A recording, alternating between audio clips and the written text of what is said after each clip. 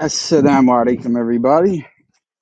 Anybody who doesn't know, this person mentioned in the title, Ian Sinius, he is a Christian who was in another room talking about the Trinity, talking about all these different topics. And he made a claim when I said that he did not, that he rejects classical identity or classical logic, sorry. He made a claim that he does not reject classical logic. He said this was slander against his position.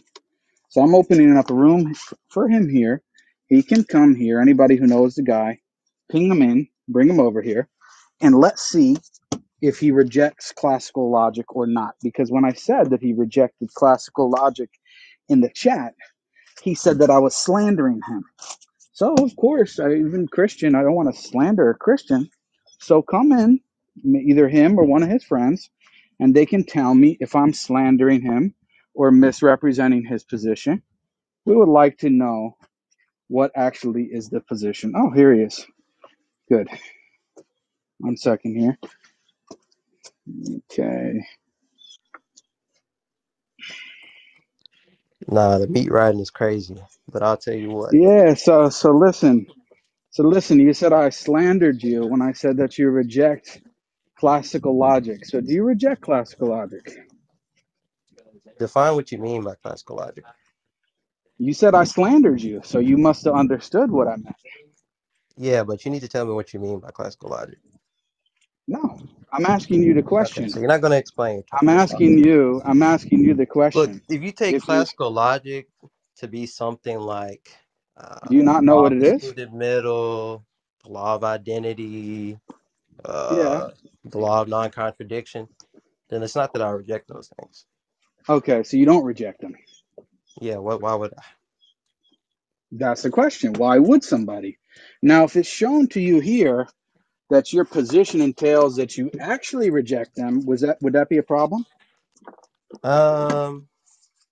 I don't think my position does, but suppose it were, then your claim would be true. But Yeah, my claim would be true, but is it a problem for somebody to reject classical logic? Is that a problem? it depends if they're putting forth like some alternative understanding of metaphysics. If they're putting No, forth based an on what you just alternative, said.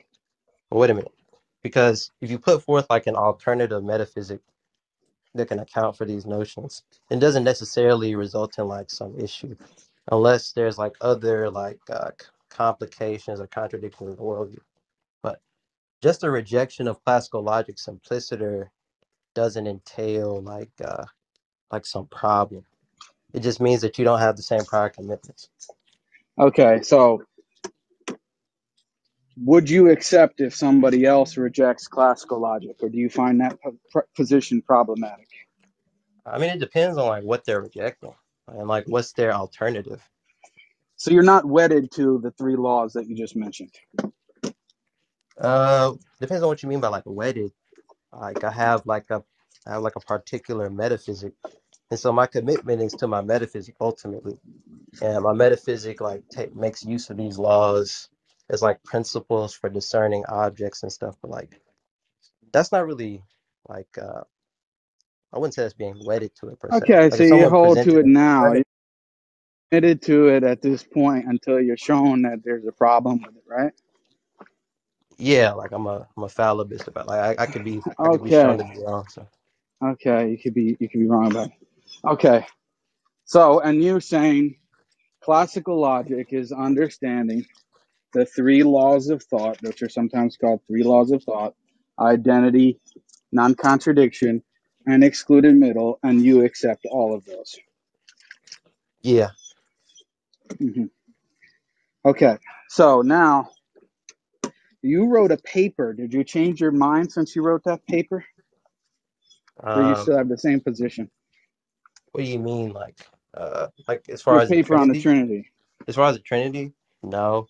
But as far as like maybe my articulation of certain things, maybe it just depends. Okay. I'm not sure. Let's go through it then. Maybe you already changed your mind.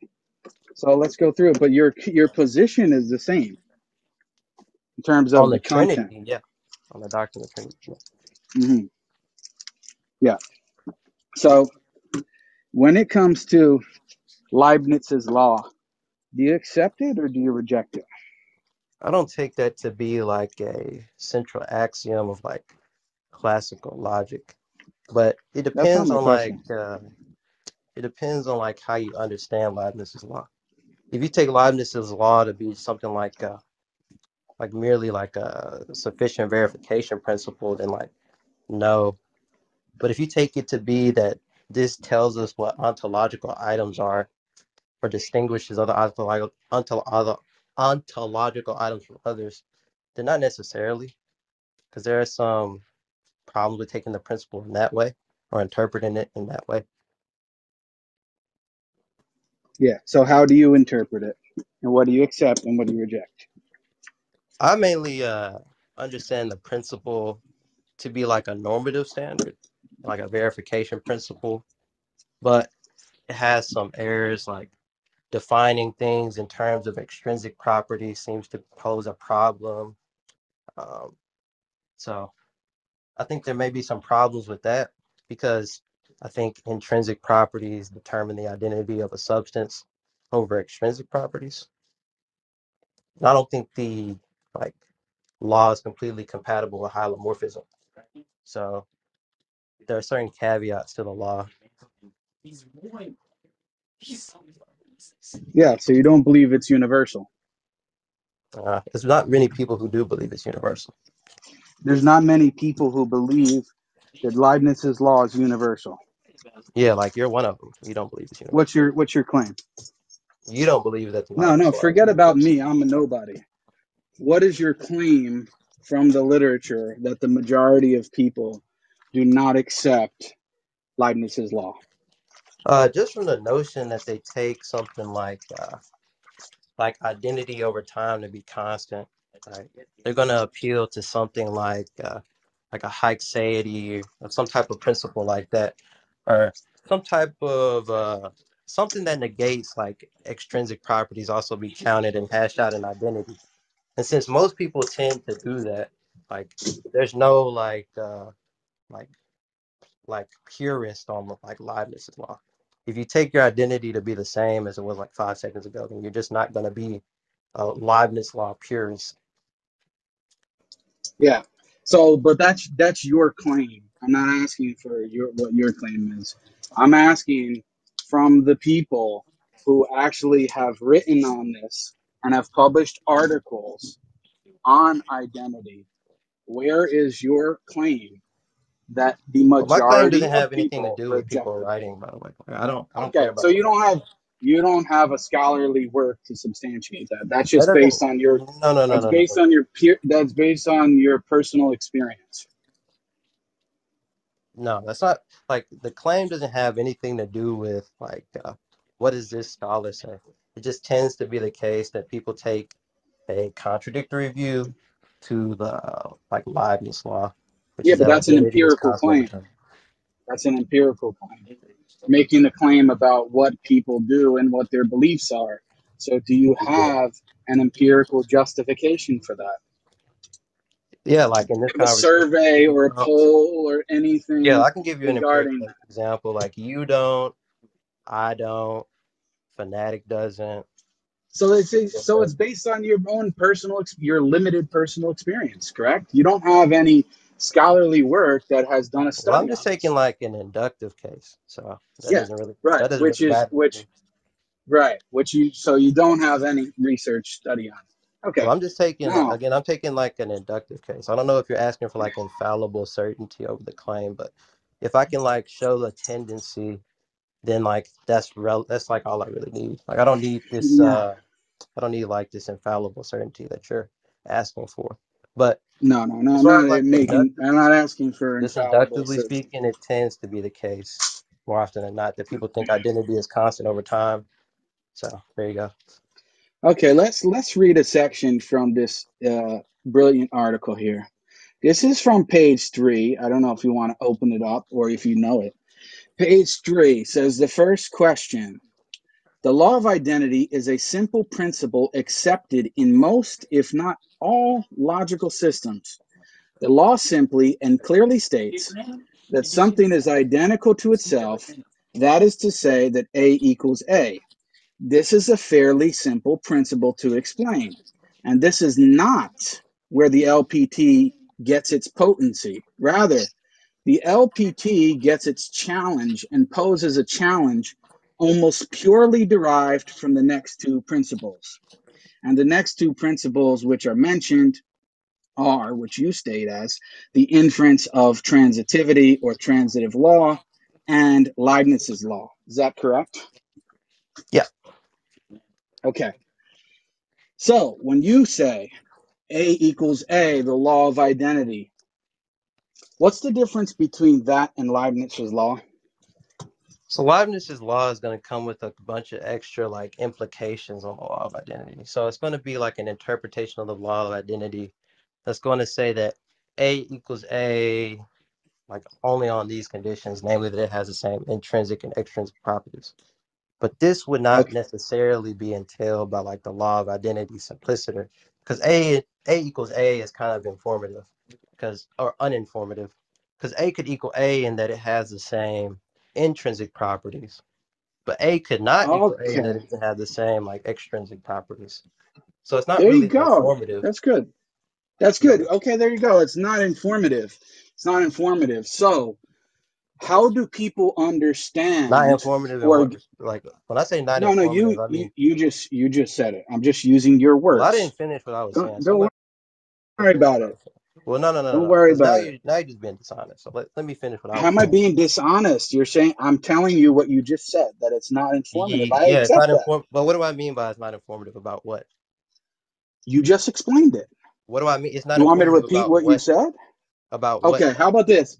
How about this? If you don't like me repeating that, then explain it again No, and no. we'll go whatever you say. Yeah, I want you to tell me what I mean by it's not informative in what respect.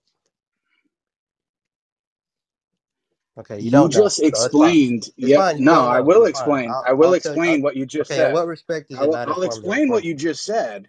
Okay, go ahead. I'll explain what you just said. You said that A equals A. That description is not informative based on the fact that we don't know the conditions. And you talked about the distinction between intrinsic and extrinsic properties. Fine, I agree with that. Okay, So so now I'm would asking you you. wait. Now let me so you So understand. now I'm Wait one sec. asking Wait you. before you ask me a Hmm, question. Let me make sure you understand. So you understand my statement to be that the law of identity, like A equals A, is not informative as to what determines that A equals A, namely intrinsic or extrinsic properties, correct? You got that. yeah. Okay, cool. Now we can move on. Yeah, good. I agree with that. So that's I'm agreeing with you. That's why I'm moving forward. I'm Well, not see, arguing about that point. initially you So were trying now, initially you were trying no, to spin it no, like no no no no just no no. You were relax, trying dude. to Just relax. don't hey, don't lie now. You know you were trying to spin it like, oh, you believe the law of identity is not like, come on now. No, I was not. No, I was not. That's If literally you what allow you me said. to if you allow me to get to the next question All and right. where you see where this is going by the end of it, then you'll understand what the point is.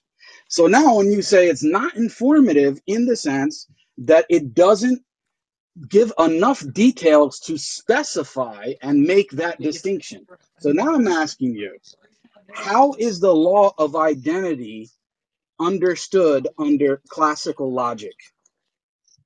Um, it kind of like depends. Like most people take classical logic to entail something like Leibniz's law, as far as I'm aware, but I don't take it to entail that. No, no, I didn't ask that.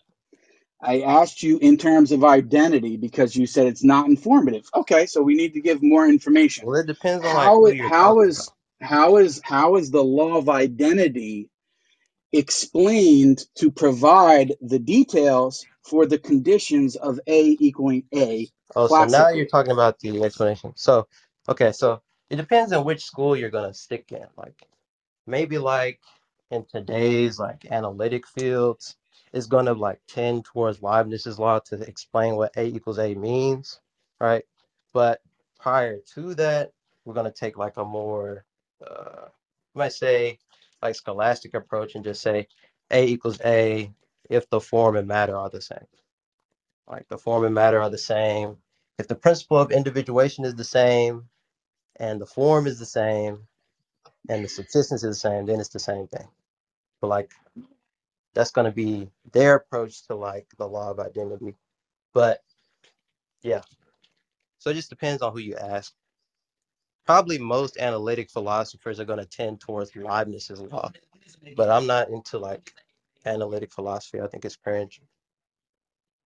Okay, so you just said that your understanding is that you made a distinction between analytic philosophers and how they understand or would describe the conditions for A equals A, and the what did you call it? The scholastic tradition, correct? Yeah. Okay. So when we speak about classical logic, which I mentioned to you in the beginning, and you mentioned these three laws, and now we're zeroing in on the law of identity, how is it understood today? How is it? You're saying it like as though there's like one like understanding, but There's a I would, standard I would, view. Yeah. I would concede that like most people take like a, or most people take like a like hybrid view of Leibniz's law, like something to that effect. Which is the same thing I said earlier.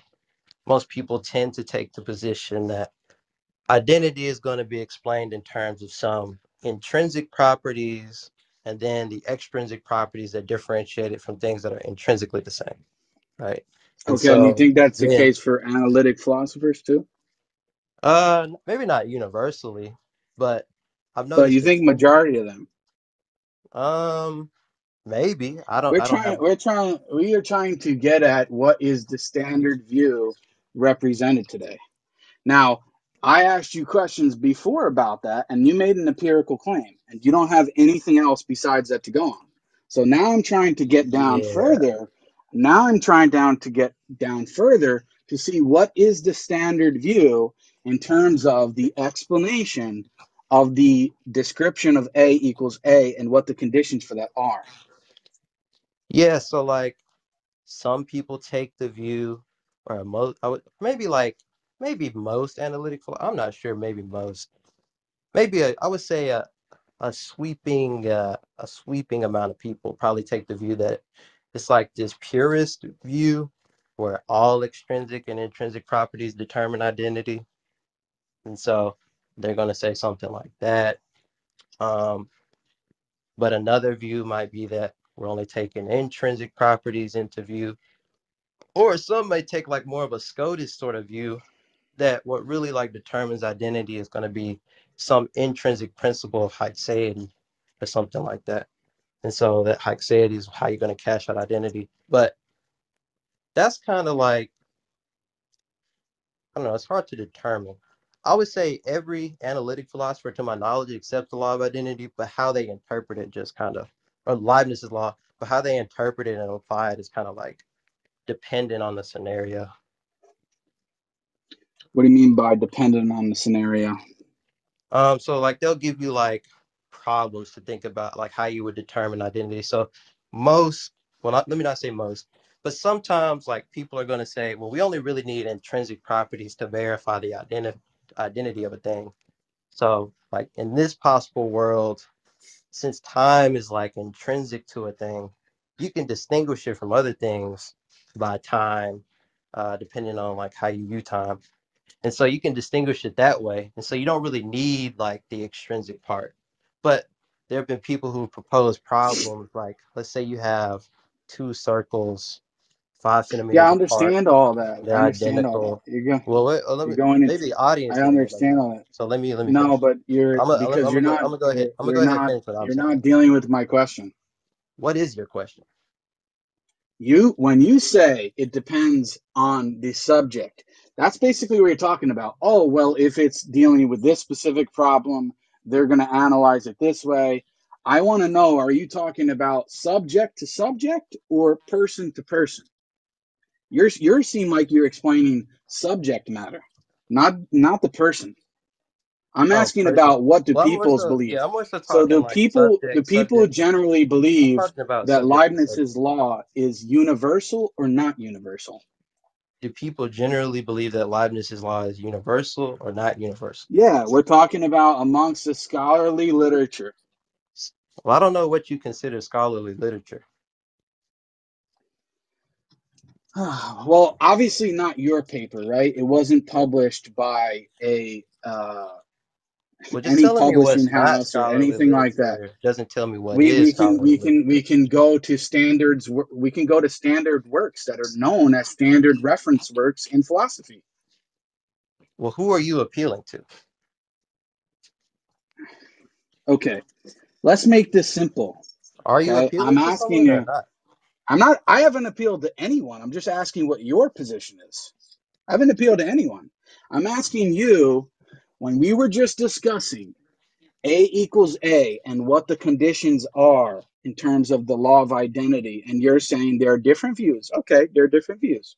And then I asked you, what is the standard view today in terms of the analysis of A equals A and what the conditions for that are? Yeah, And I'm like asking as you, far as like is as it far as based like on an acceptance of Leibniz's law, a rejectance, or a sometimes acceptance, but it's not universal? most people Which take one of most people those? like as far as I'm aware, because you keep appealing. I don't know what scholarly like consistency you're looking for because I don't know what your criteria for evidence is.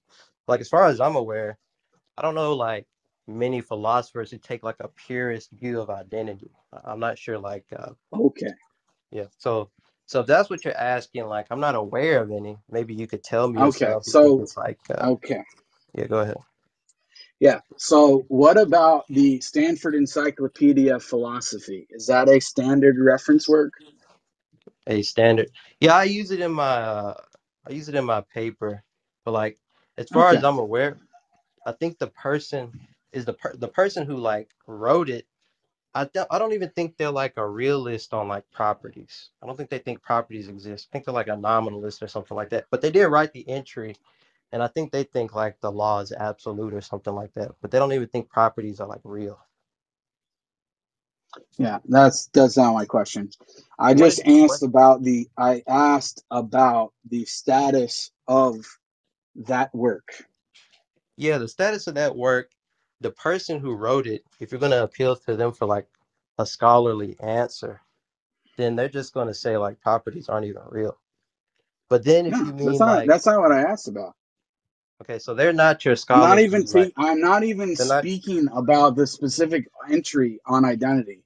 I'm So saying what are you? Okay, in general, the Stanford Encyclopedia of Philosophy, is it a standard website or whatever you want to call it reference? like what do you take reference to entail? Oh boy. Oh, I don't think we're really getting too far here.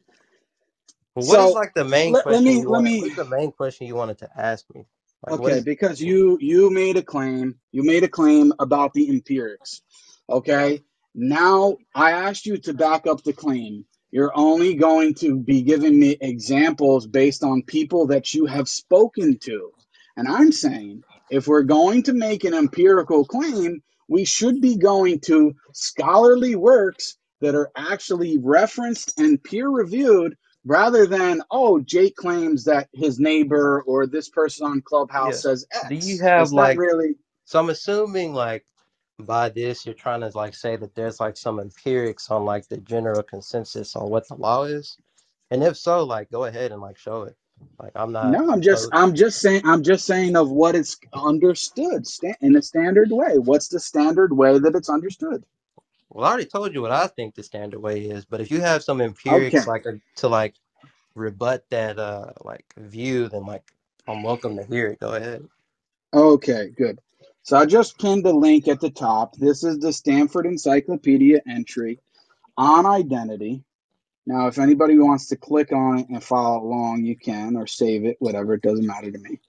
If you go down to, let's see here, section number 2, which is called The Logic of Identity, it explains what the logic of identity is. It goes into quite a bit of detail, and it speaks about Leibniz's law.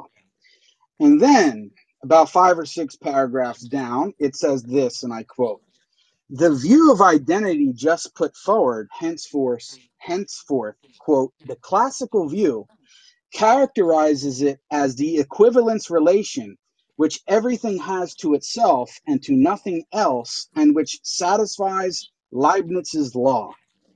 Do you see that? Or are you not Well, following along? It I doesn't don't really have it matter. open up. I don't have it open. I'm just Okay. listening. If you don't have it open up, you can either open it up yourself or you can trust that I'm actually reading from the thing. It's up to you. Well, I'll open it up, but I don't think Yeah, the you can line. I open it don't up. think the So, line to me or something. But like, okay. you go ahead. So then let me just read it one more time. "The view of identity just put forward, henceforth, the classical view characterizes it as the equivalence relation which everything has to itself and to nothing else, and which satisfies Leibniz's law." Yeah, Is that which clear? section are you looking at, by the way? That's section 2. And if you go, let's see, I can count how many paragraphs it is. 1, 2, 3, Oh, this is 4. the The fifth one. fifth paragraph. Fifth paragraph says, "The view of identity just put forward, henceforth, the classical view characterizes it as the equivalence relation which everything has to itself and nothing else, and which satisfies Leibniz's law." Yeah. Right? So what the person here is saying is that the classical view is understood as an equivalence relation, and what it's characterized by, or the requirements are, that it satisfies Leibniz's law. You agree that's what it says, right? Yeah, it says that this is what satisfied Leibniz's law. Yeah, that's cool. Okay, good. So now I can go to another work here. Okay. This is by, if you don't accept it, this is by a Christian philosopher. His name is Timothy Paul. He is a Catholic theologian. And I can't send you the link because it's something I downloaded, but the article is called "Conciliar Trinitarianism, Divine Identity Claims, and Subordination." Anyway, he has a section on identity here. And let me just go down. It's section 3.1, and it's page number 7 in the paper. It's the title, or the subtitle here, the section is called "Strict Identity." Now listen to this. He said, "When philosophers speak of identity, they often mean what I call strict identity. Strict identity is," and now he's going to give you the explanation of what it means for something to be identical. "Strict identity is reflexive. Everything is identical to itself. It is symmetric. If A equals B, then B equals A. And it is transitive. If A equals B and B equals C, then A equals C. Moreover, it obeys Leibniz's law. If A equals B, then anything true of A is true of B, and vice versa. This view under consideration here is the view that each divine person is strictly identical with the divine nature." And then he goes on to discuss the issue of what is the relationship between the persons and the nature, but that's not what I'm getting into.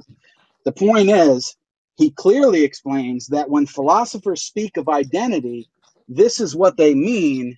And what they mean by that is all of those qualities, that it's reflexive, that it's symmetric, that it's transitive, and that it obeys Leibniz's law. Now, Yeah. in So your how is that paper, incompatible now, with my claim? now let me finish. What you said in your paper was that there is not a problem with the law of identity, or A equals A. And you said that's not really where the force of the argument is coming from. The force of the argument is coming from two other principles, which is the transitive law and Leibniz's law. The problem with that is that identity, as classically understood, entails and is associated with both the transitive law and Leibniz's law. You understand that? Yeah, I see what you're saying, but I don't see how that has anything like what that has to do with my claim. It has to do with the claim that is made in your paper, and it also has to do with the claim that you were making about what most philosophers mean by it. Now I'm bringing you Well, I said to that a thought. there's a tendency of, Just well, let let's me be clear, finish. right? Just let me I said finish, that dude. there's you can review the Just clip. I said just that let me there's a finish. tendency of philosophers to take an exception to the view. Okay, yeah, So you like said there's a that's not tendency, and I'm saying to you, and it's fine. I'm quoting you two authorities. I can give you more authorities, or you can do your own research and you can give me counter authorities at another point in time. That's fine. Nobody is holding you to anything. My point here is that my understanding is based on the survey of the literature, and I'm giving you one reference, which is from Stanford Encyclopedia, and another entry or another reference, which is by a classical Christian theologian, Timothy Paul, who is not trying to misrepresent the situation whatsoever. And he is claiming that when philosophers speak of it, they speak of identity as X. And this is what it means. And it entails what I said, the transitive law and Leibniz's law, amongst the other things yeah, mentioned. the principle That's how it's entail the understood. principle of identity entailing that isn't the same as it being identical to like the law of identity. If you think the law of identity entails that, that's fine, but that's not really like the point of No, my that's claim. how it's analyzed. We were talking about earlier. Yeah, How but you was it said, analyzed? What are the remember, you said this conditions? is like, We were talking about what are the conditions for A equaling A, right? And I'm yeah, telling but you wait, wait the before you go ahead. conditions for A Wait, equaling A. wait, must Hold on, wait a minute. dude. You're You asked me a you're question. yeah, you're going beyond the scope of what I'm saying though, because you're about to respond to something that I didn't even say. The Okay, you point tell is me like what you want to say. if Go you ahead. we already agree that in itself A equals A is like underdetermined, and the way you interpret that is just going to be dependent on like a worldview context. Like so, all the philosophers you're going to quote that like believe this or whatever, that's not really relevant to my claim. The point is like the conditions that make that true and what's entailed by that law is not like baked into the law itself, which is why you have this interpretation of quote unquote strict identity, right? Because anybody could affirm that A equals A. It's just how do you interpret that and what are the entailments? So you're saying Yeah, and that I'm you have to trying. take the law of identity to entail this, but you're not saying it is No, the law of identity per se. no, I'm saying these are the conditions. We just went You're over saying these what are they the are. conditions, but you're not saying that is the law of identity. You're saying that this is what's entailed by it, but you're not saying it is the But law of identity. bro, we went back as you just restated. We went in the beginning. You said it's underdetermined. Okay, no problem. So now I'm asking, what do most philosophers, how do they understand what is meant by the law of identity, A equals A? What are the conditions for that? That is what we're discussing now. Now, you made the claim that you thought that they did not universally hold to Leibniz's law being a condition for it. That's what you were No, claiming. that's Yes, claim you is that did. they take exceptions to the rule. So if not that, Okay, if they take exceptions, then it's not universal, right? no. Let's be very clear. You're talking about the consensus of scholarship pertaining to the law, right? Do they affirm it? Do they deny it? My No, claim we're not has to do talking my about if claim. They affirm or deny it, bro. Wait 1 second. We're not My talking claim about has that. to do with my claim was has to do with do they consistently apply the law? And no, Okay, that's no. another question. That's not what my Well, that's the question is. question. My question, That's what I was concerned okay, about. So okay, so that's maybe you misunderstood me. No problem. So let me ask it a different way, or maybe the same way, but now maybe you understand my question better. My question is, how do people understand the law of identity, A equals A? What do they think characterize it? What are the conditions for A to equal A? What do most some people philosophers understand? What do they understand by identity in that context? I'm not asking if they accept it. They based may on the define it. sources Hold on a based second. on the Let me just make it clear. okay, go I ahead. just make it clear. They may define it the way that I just said and then reject it as you're saying. That's another question. We're not to that question yet. We're just to the question of whether or not this is how it's standardly understood. That's where we're at. Okay. So I'm So, asking you if you agree. excuse me. Thank you very much for that. You're welcome. So I'm good. Like based off of like what you've shown me, it seems to be the case. Like it seems to be like Timothy Paul's position that this is the standard view of philosophers, which I'm not going to contend. Um, and Do you then know like, Timothy Paul? Just curious. no, I'm not Catholic.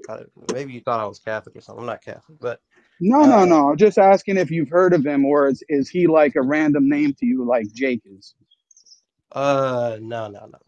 I would say like I've heard of Timothy Paul. I just haven't like read anything he's made. Okay, yeah. No, I'm But yeah, not using it as a gotcha. I'm just trying to say that if you don't know, I'll explain it. But today, Timothy Paul is seen as one of the foremost authorities, especially when it comes to the conciliar Christology. He has a whole text which is written on it. It's a standard work which is referenced today. yeah, My only point of mentioning that is he's not a nobody. It's not like Jake wrote the paper. That's all I'm saying. So yeah. anyway, go ahead. I don't really get like the point of the nobody claims is, but like As I'm Timothy trying to make Paul, it fine, clear to the cool. audience that I'm not quoting you or me or any random person. That's what I'm trying to say. Yeah, that's cool, bro. But look, Timothy Paul's cool. We'll let him get in his bag. But yeah, I mean, I'm not gonna dispute that. But my Okay, question so is, do they yeah, take go ahead. exceptions to the law? Okay, now whether or not they take exceptions to the law, we can deal with that. We can deal with that in just a second. I don't have any problem with it. Although I'm at work, so I'm kind of getting slowed down. But my question now is, do you agree with me, at least tentatively speaking, based on what I've presented? And you could do research. You can come back and say, Jake, oh, you misrepresented Timothy Paul or the article, or you have something else. That's fine. There's no problem. But tentatively speaking, based on what I've presented, does it seem to be the case that the standard understanding today is that the law of identity, A equals A, the conditions for that are predicated on two things that you said you had issue with, which are the transitive law and Leibniz's law. Do you agree with that's how it's understood? I'm not I asking don't if think. people then accept and apply Oh, the law. you're asking me about understanding. I thought we were talking about whether classical identity entailed that. Like actually. No, bro, I thought we were on the same page. Well, you're I asking thought me we were on the for same page here.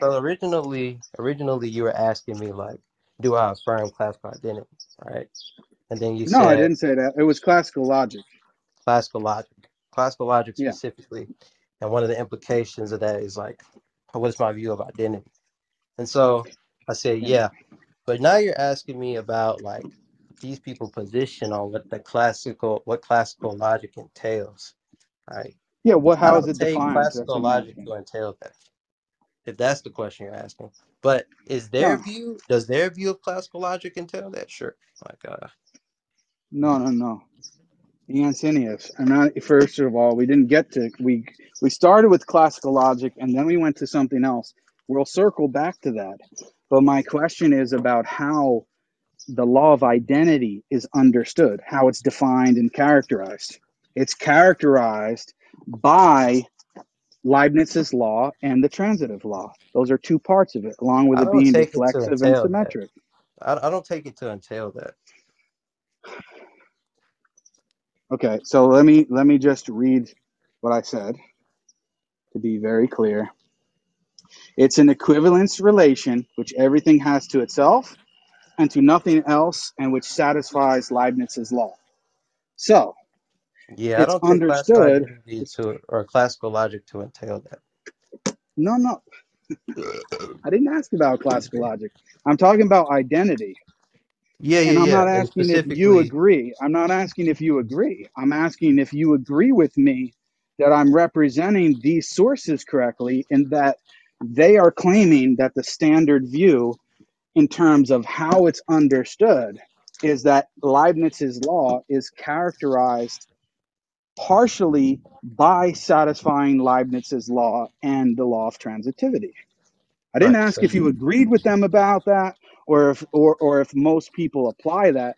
I'm asking if that's how they are claiming it's standardly understood. yeah, they were like in the Stanford Encyclopedia of Philosophy and Timothy Paul. They're claiming that this is like the strict identity view.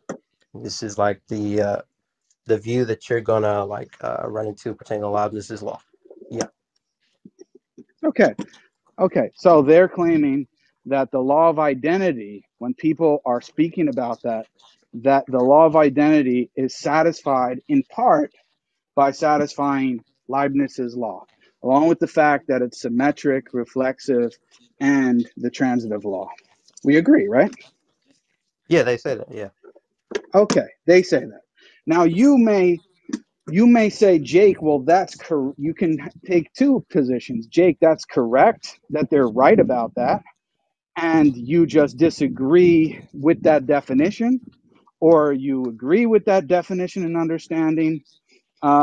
I don't know what's your position on that. Do you think that they're right, or do you think that they're wrong about their claim regarding the standard view? I don't take identity to entail that is the issue. So I would say like A equals A can be satisfied by some other conditions rather than like defining things in terms of intrinsic and extrinsic properties. We can just define them in terms of matter and form and an Mm-hmm. individuating principle for matter and form. Yeah. Okay, that's fine. We can get to that. But my I'm saying to you is, do you think that Timothy Paul and this entry are actually correct in representing what they claim the standard view is? Not in terms of the standard view and whether or not they accept the Leibniz's law, but the standard view in terms of how they're characterizing the law of identity. Do you think that they're correct about that or not? Do I think they're correct about? Um, yeah, I don't see why they would be wrong. Like as far as like yeah, I don't see that they're wrong on characterizing Okay. how most people view the Okay. law or how most people talk about identity. But again, Okay. like I agree. what does that have to do with my paper? Well, so now we're getting to it. Okay. So we agree on that. Fine. That's great because that's the only point I'm really trying to make. And now I'm saying to you, back to what we originally said about classical logic. Classical logic is understood as those three laws, and part of classical No, logic wait a is the minute, wait a law. minute. Now you made a Let me jump. finish. Now Let you me made a jump. finish. Let me You made a finish, jump. sir. All right, Let go me ahead. finish. But you just made a You jump. can tell me Jake, here's where you're wrong after I'm done. No problem. Just let me finish. I'm saying to you, we agreed in the beginning that classical logic is understood in terms between the two of us in this conversation by the law of identity, law of excluded middle, and law of non-contradiction. I said, okay, I agree. But then we went into, well, what does it mean by, or what are the conditions for A to equal A and the law of identity? And we went into that. Okay.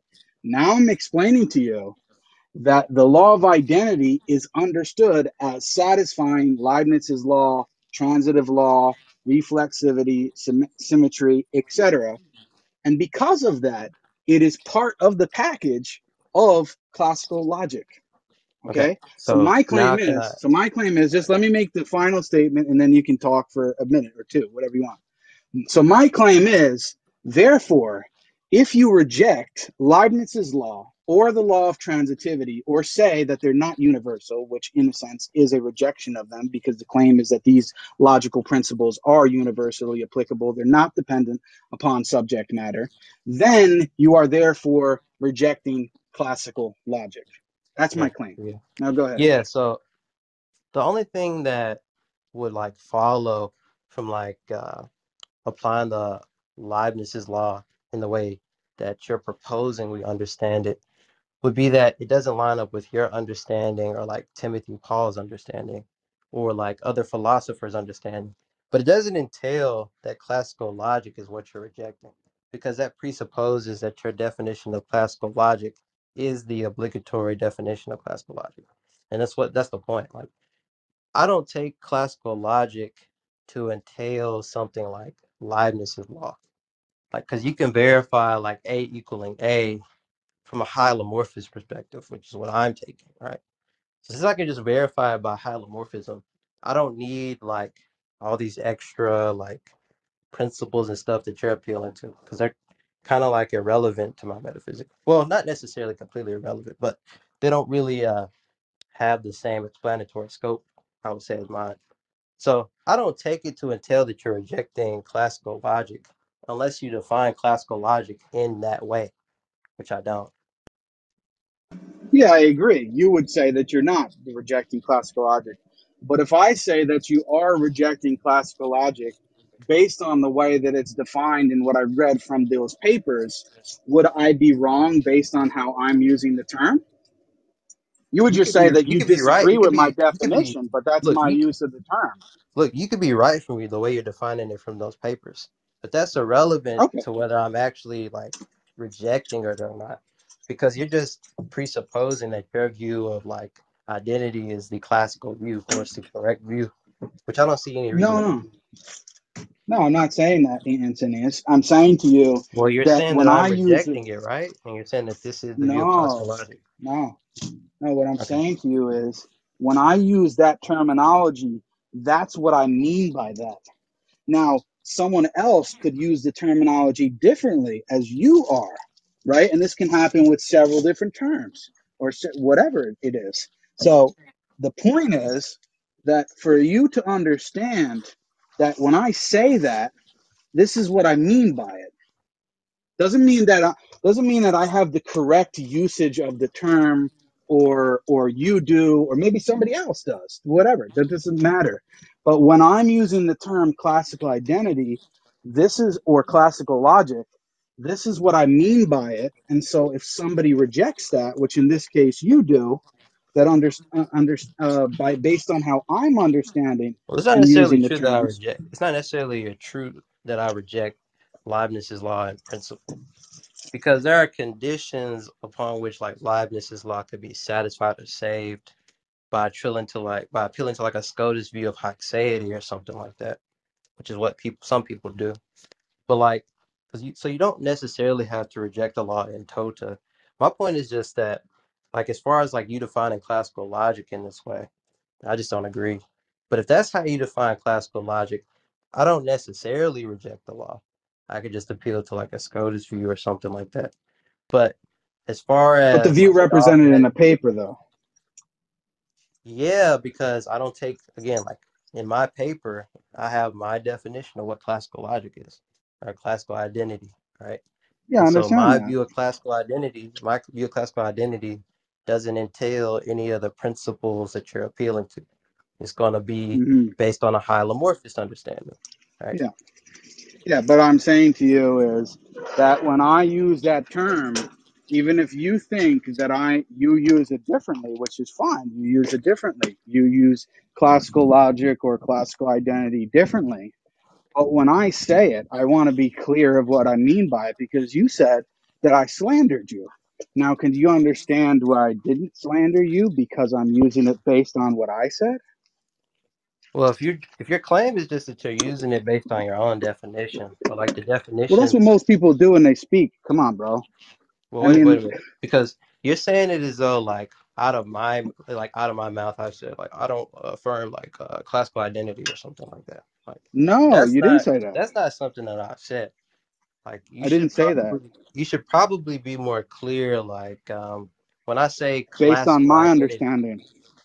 yeah, but you just say it's simpliciter. You didn't give any qualification. You were just like he denies No, it's classical like logic. when I say, yeah, if I say you reject X, then I'm explaining that or that statement should be understood in the context of what I mean by the term. Now, if Eansinius means something else by it, then fine. That's why we're talking right now. Okay, so you So don't. what's the Okay, problem? that's fine. All right. So, Yeah. So but do so you see? so But the point. My do you see only how it could point. be? Do you see how it could be like misleading to like say that X person denies this, rather than just saying X person has a different definition for this. He doesn't affirm my definition for this. How would I know? I didn't speak to you. Well, maybe you shouldn't go around making claims about people's positions if you don't know them. No, because I would still make the same statement based on everything that I just explained. And secondly, I would go even further that most people who have looked into these topics would not misconstrue or misunderstand what I'm saying because they would understand that the way I'm using it is the typical standard way of expressing this. I don't like uh, take your position to be true, but still, like, why? Like, it's just weird to make a claim about someone's position without ever actually interlocuting with that person. Like, not necessarily interlocuting, but like making a claim about that person's position without properly understanding it. Because you took like page 3 to be some treatise on like what classical logic actually is, like universally speaking or something like that. But I'm just taking my understanding of classical logic per my worldview, per my paradigm, and like trying to say, see, you reject classical logic. Like, that's not that ain't how you do dialogue, bro. That's like, Ian Sinius, I'm using the term the way that I use it and the way that most people in the field use the term. If you have a problem with that, then that's fine. You just stated it and said, Jake, I don't use the term that way. That's it. But there's no problem with me using the term that way, given the fact that I've established, and I can give more information to establish that it is the standard way of expressing this. Nobody would be confused if I said this to the person writing that article, or I said it to Timothy Paul, or I said it to Peter Van Inwagen, or I said it to William Lane Craig, et cetera, et cetera. They would all understand what I said, and they would agree with me. yeah, but like we just went over this entire topic talking about what does the law of identity entail, and you were saying that most people interpret it to entail this, right? But I don't interpret it to entail that. So what is like, uh, what would be the point in like saying that someone rejects classical identity, seeing as though they have like a different understanding of what identity entails? Like, what do you gain? What do I gain by what? Sorry. You know, what do you gain from like saying that someone's view is a rejection of X, but like you take X to be backloaded with these other entailments, and they don't take X to be backloaded with these other entailments. What do you gain from that? I don't understand what you're talking about gain or anything. It has nothing to do with gain or loss. It has to do with me expressing my view as I understand the terminology. It's like if somebody said to me, Jake, I reject the law of excluded middle. And I say to him, oh, so you reject classical logic? And he says, no, I don't reject classical logic. I don't take the law of excluded middle to be a necessary component of classical logic. Then I would say, okay, but in the way that most people use the term, you would be rejecting classical logic. So it's just about how I'm using the term and how most people use it. You can come up with any definition of it you want. That's irrelevant to me, as long as we're agreeing on the concept. Anyway, do you have any other questions? Like, is there anything else you wanted to question me about? Yeah. Any So views you now, wanted to yeah. inquire So on? now, well, so now the second thing is, besides the definitional aspect, whether or not most people accept that view of identity. You said that you don't think that most philosophers accept that view of identity, meaning, forget, regardless of the definition, they don't subscribe to that because they think that there are problems with that view. Is that your position? Not necessarily. I think most philosophers are gonna like take exceptions to the law, or just try to like posit some other understanding of the law that doesn't entail like these sort of problems. Yeah, that's what I was So, saying. That's what I was saying. Maybe you misunderstood me. I was saying that your claim is that most people would not believe that Leibniz's law is universally true or applicable, correct? um, maybe they wouldn't say that it's not universally true or applicable. They just might say that like they're going to take some alternative understanding of it. Well, maybe they would say it's not universally true or applicable, but they would probably be more in line with saying like, look, uh, identity is going to be hashed out in these ways on these given certain conditions, and then it's going to be hashed out this way on these certain conditions, and then like have like a hybrid view or something like that. Yeah, but if it's, and that's just saying that it's not universally applicable, or that the way in which they're using it, they prefer at the very least Well, they would just to restrict the analyze law it. of identity. They would just restrict the law of identity to like a genus. So it would just be universally applicable in a particular genus, but it wouldn't be like universally applicable to all genuses. And so it doesn't necessarily entail that it's not universally applicable. It just depends on which respect you're talking. Uh, I mean, like in every sense. for time bound objects, um, like time bound objects or material objects, the law of identity could probably be very useful, right? But they might say like, Mhm. well, what if we have these other scenarios or something like that? So yeah, it just Yeah, kind of but depends. in those other scenarios, if they think that identity should be analyzed in a different way, then strictly speaking, it wouldn't be universally applicable because it's not being applied to those other scenarios. It That's what just I mean depends. by Again, it just universally depends on what applicable. respect. Like if you're talking within like all genuses, no. But within a singular genus, and it could be universally applicable. It just depends on which respect you're talking. No, but when But I say universal, that means there is no condition of with respect to X, but not with respect to Y. Universal means it's going to be with respect to any subject matter. okay, well, some if you just mean with respect to any subject matter, um, I'm not aware of it, like many. I don't really know that I can name one right now that says that there's like no respect in which they wouldn't qualify Leibniz's law. Maybe like some B theorists on time are fine with that. I would have to look into that. But as far as Wait, I'm can you say aware, that again? I didn't hear you. I'm just working, so I didn't hear what you said. oh, Can you I repeat it? said maybe like I don't know how much I cut off for, but I'm gonna say I'm not aware of many people who like take Leibniz's law like in a as a universal and don't restrict it to a genus or class of things. Besides like Venus, like he's probably the maybe him and like some other philosophers, but Venus is like the one person I know for certain that just takes the law like unconditionally, universally. But do you take the law to be unconditional and universal? Yes, I do. So let me Do you just think respond. extrinsic properties entail like a difference in extrinsic property entails a change in what you are, a change in identity? Can I answer what you said first, and then we can get to that? Because you made a claim, or you're it doesn't matter to me. It's not as if you say it and I show you that that's not the case. That ha ha ha. I don't care about that. I just want to understand what your position is.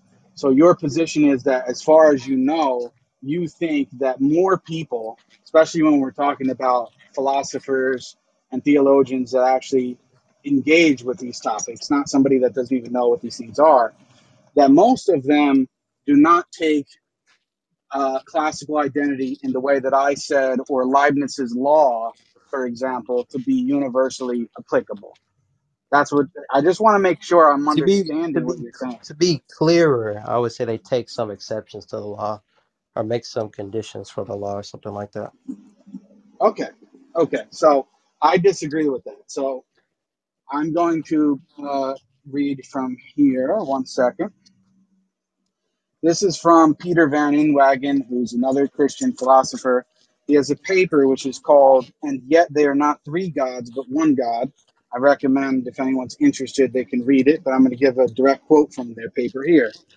He says, and he actually tries to develop, this is a person who actually tries to develop a relative identity logic and defend it in detail in the paper. It's the most extensive, pretty much, that you can find on it.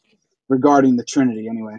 So he says, and I quote, a philosopher who denies the existence of classical absolute identity may find materials in the procedure I have outlined for an explanation of the fact that most philosophers and logicians have assumed that there is such a relation as classical identity.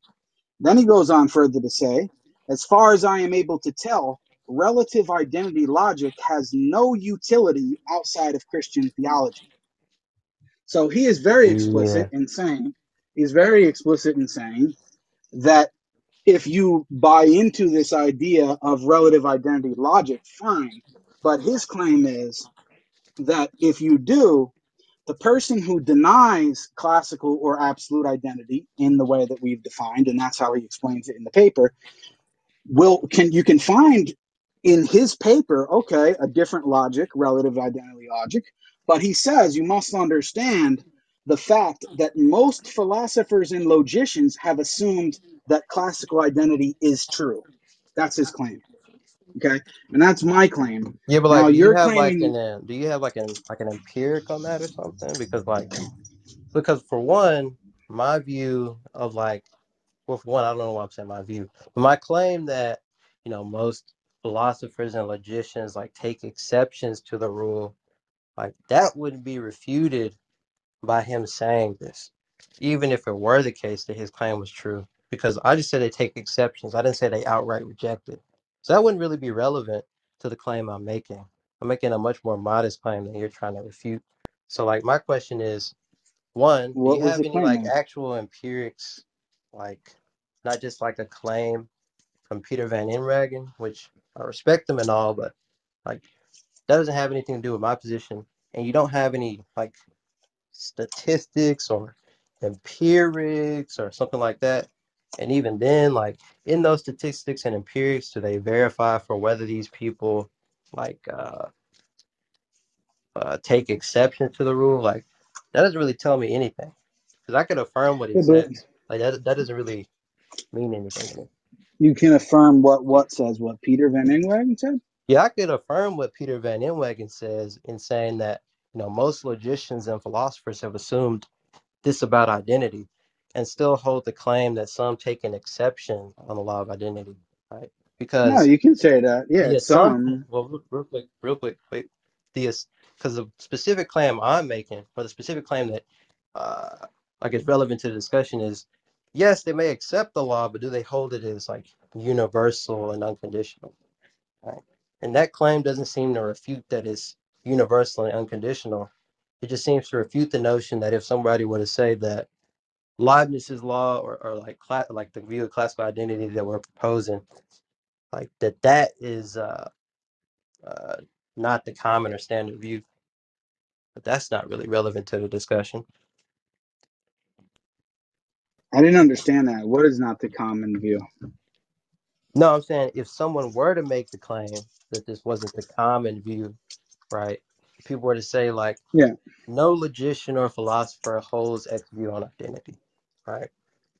yeah. Which I is not wouldn't the even claim. make that claim. Yeah, that's not my claim either, right?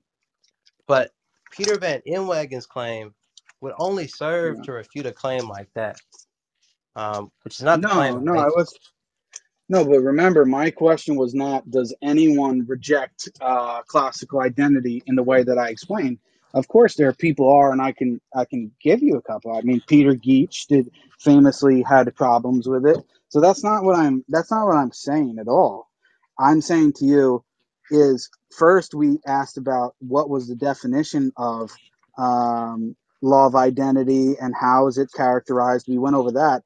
Now then we were beyond that and we're talking about, well, do most people accept classical identity as understood as I just defined it? And Peter Van Inwagen is saying yes, that most people do. Well, now Most we're going philosophers back and to like logicians do. now we're going to But like that's not a previous question that I thought we already had established. Like the question no, isn't this is whether the like second question. wait, because that was a previous question.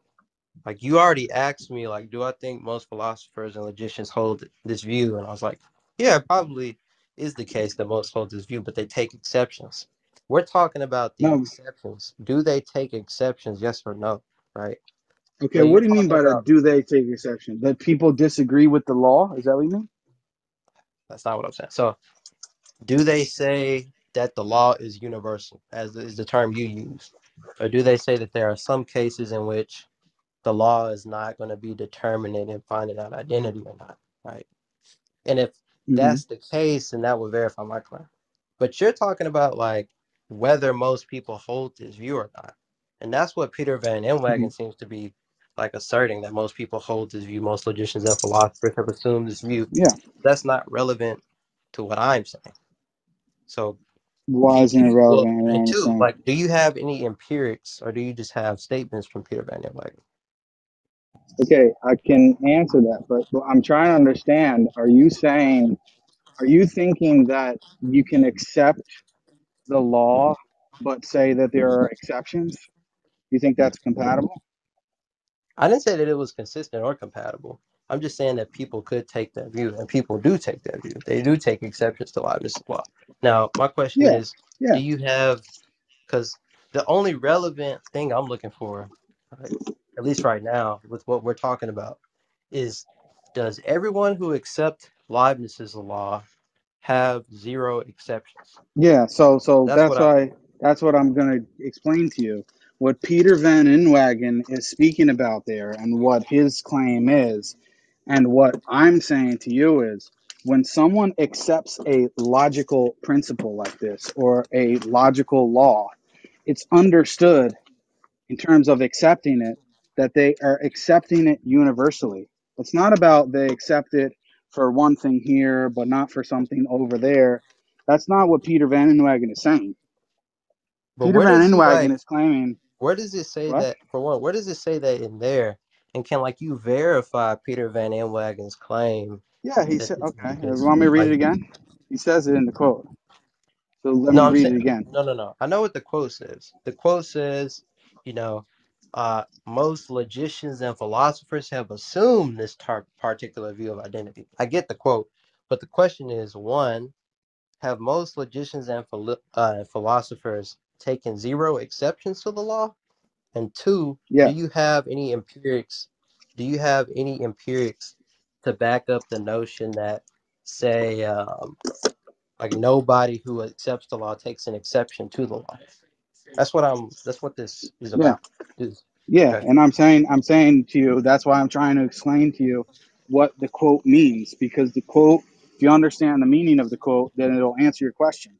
He says a philosopher who denies the existence of classical or absolute identity may find materials in the procedure I have outlined for an explanation of the fact that most philosophers and logicians have assumed that there is such a relation as classical identity. And then he says, in connection with that, as far as I am able to tell, relative identity logic has no utility outside of Christian theology. Now, I know that you disagree with that last part. I know that you disagree with that last part. But if you Well, understand the I don't last even like part, understand what's meant by like relative identity. I don't know what that means. But like, let's you just don't say, know? wait a minute. But let's just say like what he's saying. Let's just grant that what he's saying is true. Well, no, actually, let's just grant that he says this. Your interpretation of what he says is correct. Let's grant that your interpretation is right. Do you have empirics to back up the claim that every philosopher who accepts the law doesn't take any exceptions to the law? Do you have an empiric for that or no?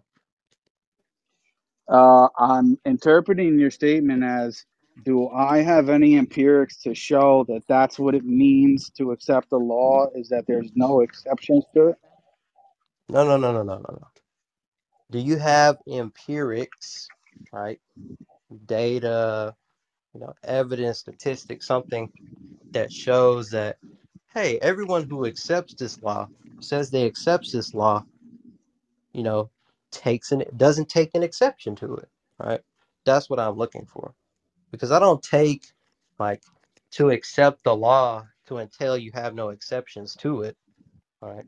You can accept the law and have exceptions. So like where are these people at Yeah. that like all of them, universally say there are no exceptions to this law. All right. Okay, so yeah, so that's just your understanding. I'm telling you that people, when they say that, that's what is meant by it.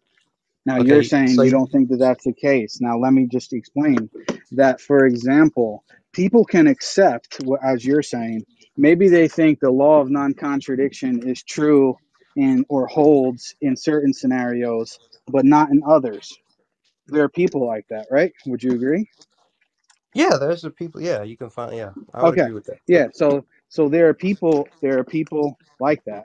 I'm saying in the context of what's his name, Peter Van Inwagen is saying when he's talking about assuming classical identity, he's saying that they're assuming that it's universally applicable. Now, how do we know that? How did you Because in the get there? very same let me explain. I'm explaining to you. Because in the very same context, he's saying, as far as I'm able to tell, it has no relevance outside of Christian theology. This is what he's explaining in the paper. If you read the entire paper, he's developing a relative identity logic. If you don't All know right. what that means, that's fine, but we have to go into detail on that another time. But the point is, he is saying that people, the majority of logicians and philosophers, assume that this law is true and that. Hold on a second. My Bluetooth just died. Give me a second. All right.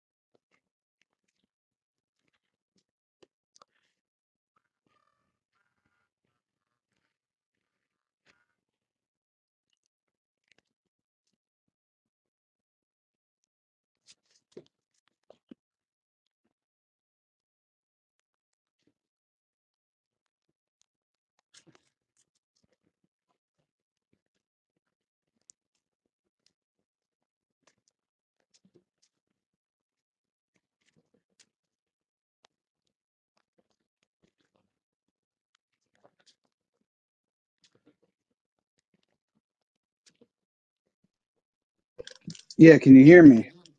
Yeah, you sound good. Yeah, I'm just at work. My Bluetooth died. I'm gonna have to go in just a second. But what was your question? Sorry. Yeah, so I'm more like, so let's just grant that like that's the interpretation of Peter Van Inwagen's statement. What exactly like is the empirics to back up this that like that interpretation of the statement? Are there any empirics to back that up, or is that just his claim? There may be. I don't know if there's a poll or study that's been done on it. I know that every year, generally, they um, they do polls or studies. Yeah, pretty much polls where they poll professional philosophers on a variety of different topics. For example, if they're realist or anti-realist or all of those different topics. I'm not sure if there has been a poll which has specifically addressed this question. That I don't know, but I'm going um, based off of what the experts are saying, like Peter Van Inwagen, who's an expert in the field. Now, if he's mistaken about it, that's fine. I mean, if you find something else to the contrary, I'd be happy to take a look at it next time. But there are others who I can quote saying the same thing. So no, I don't have a poll. I don't know if one has been done on that specific topic because that's a pretty specific topic. Okay, so at least with reference to like my claim, so if we grant that your interpretation is the proper interpretation, in Wagon is saying like there aren't necessarily any empirics to back that up, right? So he could just be wrong.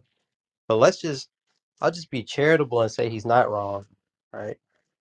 But my interpretation of him here doesn't entail that every person who accepts this law accepts like like no exceptions. That's not that wouldn't be the entailment of my interpretation, and that would be the best way I could see it. Like saying he's not wrong, um, but if there's Yeah, like no because you empirics, think if that there's like that's no wrong, right? empirics to back up this statement, I don't have any reason to believe it. Like I don't. Okay, so you think that just to be clear, you're interpreting Peter Van Inwagen that way because you think that that would be wrong, and you don't think he would make that mistake. Is that what you're saying? No, not necessarily. I'm just trying to be like as charitable to Peter Van Inwagen as I can, right? I don't want to interpret him to like I don't I don't take Peter Van Inwagen to be a complete dunce in his field. Um, so I'm just taking the most charitable interpretation I can for like I don't think a philosopher is going to make a claim, especially like a claim to serious, without anything to substantiate it, right? So I'm just taking the best possible interpretation I can. Now he could be wrong, right? That's a possibility, but I don't. I kind of doubt he is. I don't know. So that's why I'm interpreting him this way. Yeah, I mean, I can quote other people interpreting him the same way or bring other references, but unfortunately, I don't have enough time to do that. We can talk another time if we can speak like this. I don't have a problem speaking to somebody, but if you want to be disrespectful or rude or mock, and when I say you, I don't mean you specifically. I mean anyone. Then I'm not really interested in that. But we can speak another time, and I can read out and give you more references on it. And you can do your own research in the meantime as well, because if you can find stuff that is contrary to what I'm saying or what I'm claiming that Peter Van Inwagen is saying, then I'd be happy to look at it. I don't have any problem with that. We'll see. Yeah, I'm down to have another conversation like this again. Uh, I will apologize for like calling you retarded and stuff. I was just kind of like uh, you know spurred on in the moment because of people like whatever on this app. But yeah, I don't have any like personal beef with you or anything like that. Like I don't have any issue with you. But I'm down to have another conversation. But the thing is, I'm more interested in like actually defending the view over like the empirics and what most what most people believe, like debating about what most people believe about this or that law isn't like my point of inquiry. It's more so like, can you defend your metaphysics? And I don't think, um, at least people who don't take like a hylomorphous view or think that there's like, mm, you know, if you just say that there's no exceptions to the law, especially if you're a theist, I just think that's going to entail some problems for your view. But anyway, you got to Yeah, go. we can. You got work and stuff. We can talk about that at a later date, maybe. Uh, but yeah. Yeah, we can talk about that another time. We can talk about personal identity over time and how it relates to classical identity and all that kind of stuff. But uh, if that's the case, it's surprising.